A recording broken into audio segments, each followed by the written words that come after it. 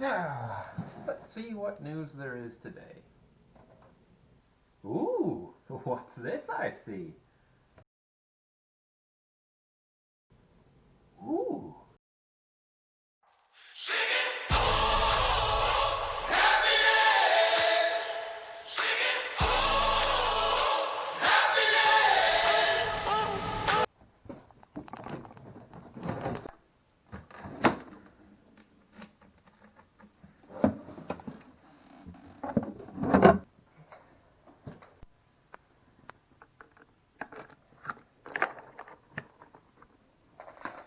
Let's see. No, Mr. Mole. Chiefs ties, no. Dress socks, no. Ah, Mahomes.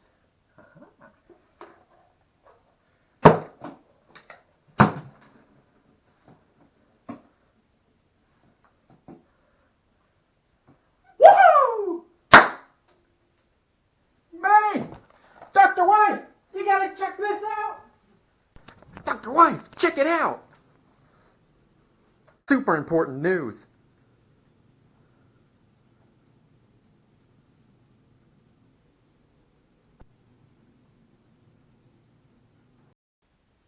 Well, I am excited. I am excited indeed.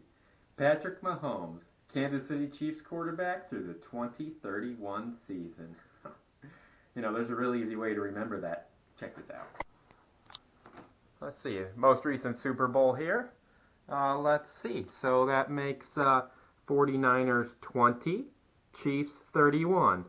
2031 season. Okay, I get it. Neil, this is a youth group page, not a Chiefs blog. All right, got it. So, let's start out in Luke chapter 13, verse 28.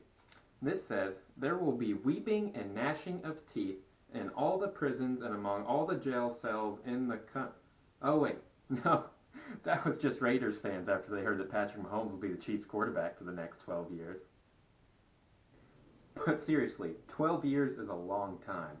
After this contract got announced, I saw on Twitter a bunch of Chiefs fans were kind of thinking back to where they were 12 years ago and how much has happened in their lives since then.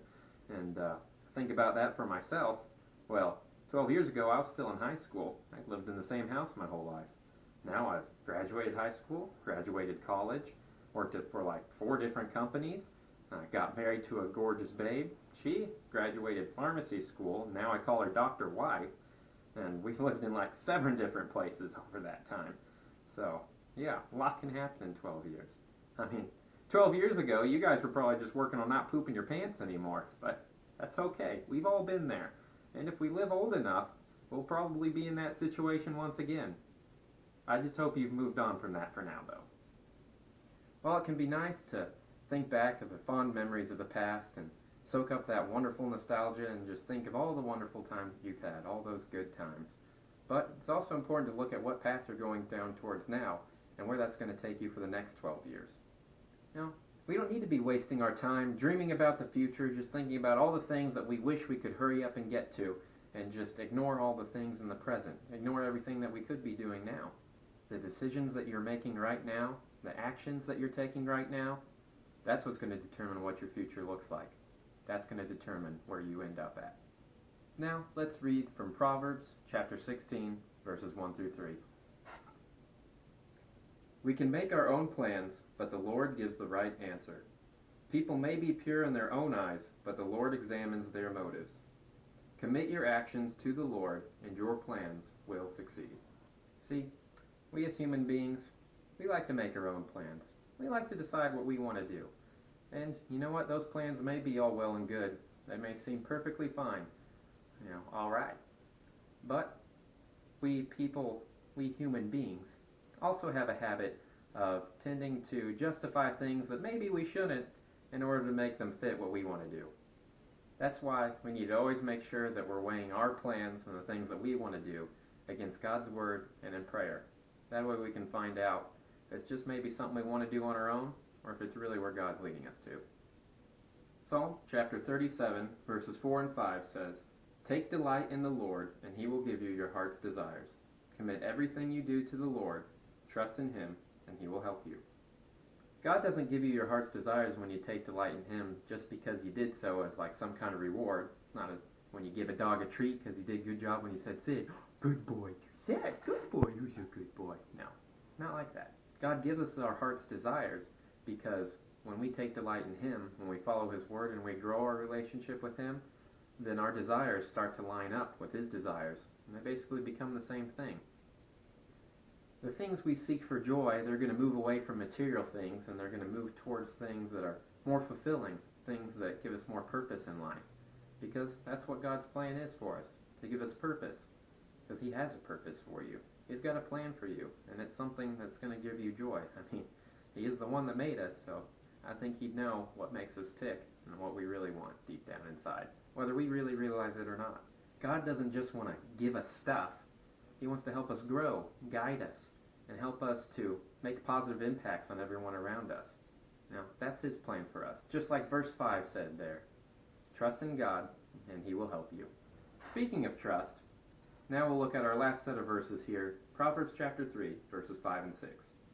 Trust in the Lord with all your heart. Do not depend on your own understanding. Seek His will in all you do, and He will show you which path to take. Have you been leaning too much on yourself lately? Have you been a little bit too wrapped up in maybe what you want to do, or maybe in your own fears? So with Patrick Mahomes' contract extension, we know where he'll be for the next 12 years. What about you? Do you know where you'll be?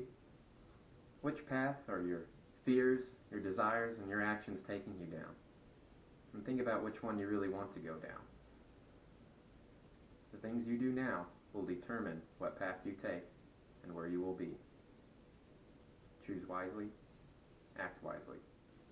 I'd like to challenge all of you listening to this, whether you're part of our youth group or not, to read chapter 37 of Psalms, where we had a couple verses from. That just seems to really fit in well with the times we're all going through and all the uncertainty and how we can still continue to trust in God no matter what.